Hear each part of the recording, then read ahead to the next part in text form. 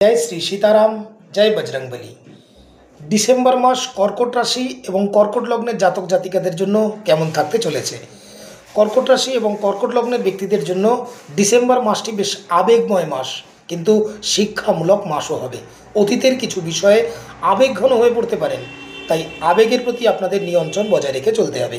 তার সাথে সাথে কোনো পারিবারিক সমস্যার সম্মুখীন এই মাসে আপনারা হতে পারেন, তাই আত্মনিয়ন্ত্রিত থাকা অত্যন্ত জরুরি বিষয়।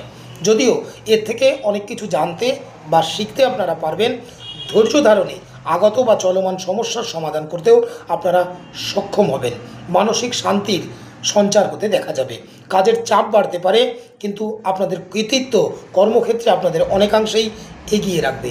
অর্থনৈতিক দিক থেকে খরচ কিছুটা বাড়বে, তাই পরিকল্পনা ছাড়া কোনো কিছু না করাই আপনাদের জন্য শুভপ্রদ।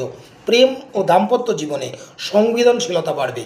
প্রিয়জনের সঙ্গে স্বচ্ছ কথাবার্তা বললে বোঝাপড়া পূর্বের তুলনায় আরও উন্নত হবে।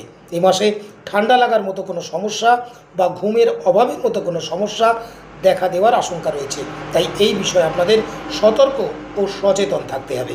এই মাসে আপনাদের শুভ রং সাদা এবং শুভ সংখ্যা 2।